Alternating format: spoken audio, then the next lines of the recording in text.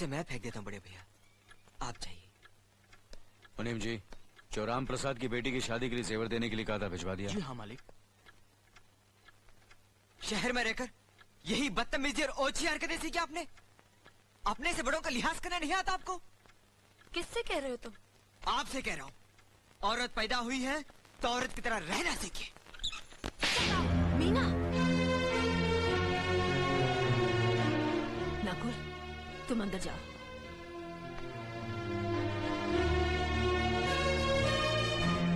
पागल हो गई हो तुम? औरत होकर एक मर्द पर हाथ उठाते हो? इतनी ऊंची घराने की बहू होकर ऐसी नीच हरकत, शर्म नहीं आई तुम्हें? कौन सा ऊंचा घराना? ये यहाँ सिर्फ एक आदमी राजा है और बाकी सब उसके गुलाम। मीना, चिल्लाइए मत। आप मेरी सास नहीं है। जिस तरह आप इस घर की बहू है वैसे मैं भी हूँ। बहू हो तो बहू की मर्यादा में रहो। मर्यादा की रस्सी में तो आप जैसी जाहिल और गवार औरतें बनती हैं। मुझ जैसी पढ़ी लिखी मॉडर्न जमाने की लड़की नहीं। Uneducated idiots. Excuse me. I'm not an illiterate. I'm a graduate from the University of Allahabad. I am aware of the modernization of women, but I have not forgotten my culture, my customs, my traditions and my values. And most of all, I'll never ever forget that I'm an Indian woman. Modern जमाने की औरत भी औरत ही होती है। उसे भी मर्द ही ब्याह कर ले जाता है। मर्द को ब्याह कर वो नहीं ले जाती। जमाने ख्याल और लिबास बदल देते हैं, औरत की शरीर की बनावट नहीं। लोग तुम्हारे ख्याल की लड़कियों को लज्जत का सामान भले ही समझते हो, इज्जत के काबिल कोई नहीं समझता। इज्जत आज भी उन्हीं औरतों की होती है जिनकी आंखों में हया हो, लाज हो, शर्म हो। हम नहीं कहते कि तुम बंदिशों में रहो, लेकिन अपने दायरे की सीमा को मत भूलो। लड़की जब अपने माँ बाप के घर होती है तब उसके कांधों पर अपने ही घर की इज्जत का बोझ होता है, लेकिन जब वो बहू बनकर ससुराल जाती है तब उसके कांधों पर एक नहीं 2 परिवारों की इज्जत का बोझ होता है। आज जिस तरह तुमने नकुल को तमाचा मारा है, अगर उसी तरह उसका भी हाथ उठ जाता तो तुम्हारी क्या इज्जत रह जाती? कभी सोचा तुमने? क्या बात है मीना?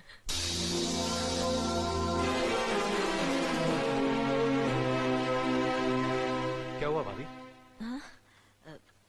कुछ नहीं। मीना कह रही थी कि उसे खाना बनाना नहीं आता। हमने सोचा कि 2-4 खरी खोटी सुनाने से ही सीखेगी, तो सुना दिया। बस रोने लगी। क्यों अर्जुन, हमें तुम्हारी बीवी को डांटने का भी हक नहीं? क्यों नहीं, आप हमारी भाभी माँ हैं। आप मार सकती हैं, डांट सकती हैं, कुछ भी कर सकती हैं।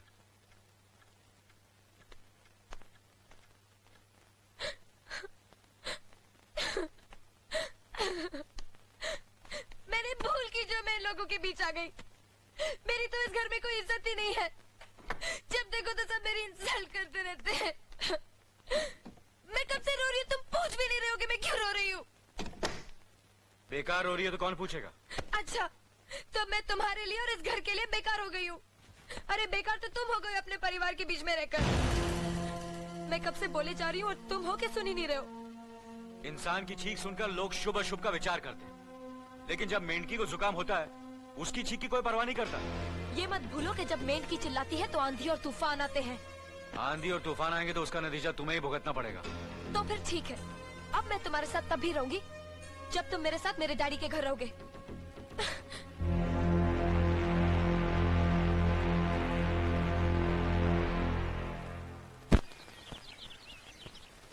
हमारी मीना बहुत प्यारी बच्ची है, लेकिन उसमें अभी भी बचपना है।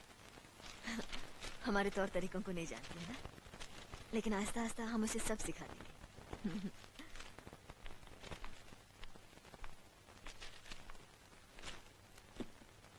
बड़े भैया, ये अपने घर जाना चाहती है। जाना भी चाहिए। 4-5 महीने हो गए, मायके की याद भी आती होगी इसे। और अर्जुन, तुम्हारे ससुर जी तुम्हें कई बार बुला चुके हैं। तुम भी कुछ दिनों के लिए हो आओ, तुम्हारा मन भी बहल जाएगा। अगर ये वापस लौटने के लिए जा रही होती तो मैं जरूर जाता, मगर ये तो हमेशा के लिए इस घर से जा रही है। कैसी बातें कर रहे हो? अगर तुम दोनों के ख्यालात एक दूसरे से नहीं मिलते तो इस मामले को घर की 4 दीवारी में बैठकर आपस में सुलझा लेना चाहिए। बहू शहर की पढ़ी लिखी लड़की है, उसे गांव के रीति रिवाज के बारे में क्या मालूम? ये तो तुम्हारा फर्ज बनता अर्जुन कि तुम उसे हमारे तौर तरीके सिखाओ। सिखाने से कोई फायदा नहीं बड़े भैया, ये खुद को इस माहौल में डालना ही नहीं चाहती, इसलिए भेज रहा हूं। अच्छा, तो तुमने फैसला भी कर डाला? बड़े भैया, बात यह है कि मैंने मीना को, तुम बहुत समझदार भी हो गए हो ना, तो फिर तुम्हें इतना तो समझ लेना चाहिए, अगर बहू अपने आप को बदल नहीं पा रही है तो तुम बहू के मुताबिक बदल जाओ। आखिर वो तुम्हारी पत्नी है, उसका साथ देना तुम्हारा धर्म है। तुम्हारे भरोसे ही तो उसने अपनी सारी जिंदगी सौंप दी तुम्हें। अर्जुन, मेरे दर्द पर तुम तड़प उठोगे, तुम्हें तकलीफ होगी तो मैं रो दूंगा, क्योंकि हम दोनों एक ही मां की संतान हैं, खून का रिश्ता है हमारा। मगर पत्नी का नाता उससे कहीं ज्यादा गहरा होता है, क्योंकि वो पराये घर से आकर अपनों से कहीं ज्यादा अपनी हो जाती है, परछाई बन जाती है हमारी। पति शरीर है तो पत्नी उसकी आत्मा है। पत्नी ही पति के जीवन को सही अर्थ देती है, उसे कामयाब बनाती। पत्नी के बगैर पति बेजान और बेमाने हो जाते। अगर आज तुम अपनी पत्नी को हमेशा के लिए उसके मैके छोड़ाओगे तो यह गांव, यह समाज क्या कहेगा हमारे बारे में? जरा सोचो अर्जुन, न्याय के सिंहासन पर बैठकर जो लोगों के अच्छे बुरे का फैसला करता है, अगर उसी के घर में नाइंसाफी होगी तो लोग हंसेंगे हम पर, किसी को मुंह दिखाने के काबिल नहीं रहेंगे हम। बड़े भैया, मुझसे भूल हो गई, मुझे माफ कर दीजिए। मुनीम जी। जी मालिक। जायदाद के दस्तावेज लाइए। जी अभी लाया। बहू, पति ही पत्नी की असली शक्ति होती है। हमारे पुरखों ने कुल धर्म पत्नी के बारे में कहा है, जो पति के काम में उसकी मददगार हो, उसे अच्छी सलाह दे, जो दासी की तरह उसकी सेवा करे, मां की तरह उसे खिलाए पिलाए, लक्ष्मी का रूप हो और धरती की तरह उसमें सहन शक्ति हो, वही आदर्श पत्नी होती है। औरत की सोच मर्द का मुकद्दर बनाती है। वो जब बनाने पर आती है तो कुटिया को महल कर देती है, और जब बिगाड़ने पर उतरती है तो महल को मिट्टी का ढेर बना देती है। मालिक, ये जायदाद के दस्तावेज हैं। हमारी जमीन जायदाद कहां कहां है और कितनी है, उसका हिसाब किताब ना बाबूजी को मालूम था, ना हम तीनों भाइयों को मालूम है। बहू, तुम पढ़ी लिखी हो, आज से इसका हिसाब किताब तुम देखोगी। लक्ष्मी जी। अपनी चाबियों का गुच्छा और ये कागजात बहू को दे दो।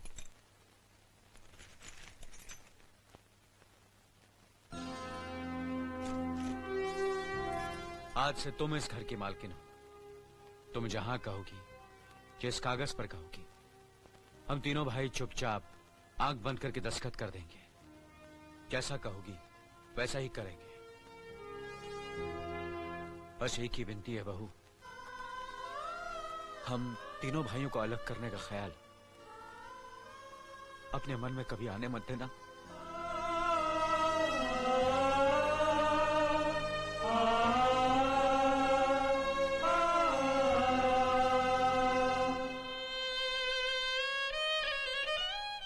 बहुत अच्छा किया तुमने बहू, बहुत अच्छा किया। इनकी आंखों में आंसू देखने की हमने सपने में भी उम्मीद नहीं की थी, लेकिन तुमने हमें दिखा दिया। बहुत अच्छा किया तुमने, बहुत अच्छा किया।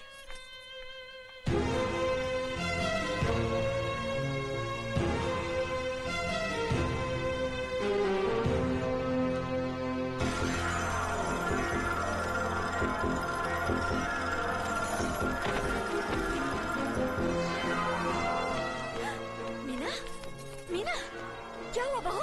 मीना, मनी जी जल्दी से डॉक्टर को बुलाइए।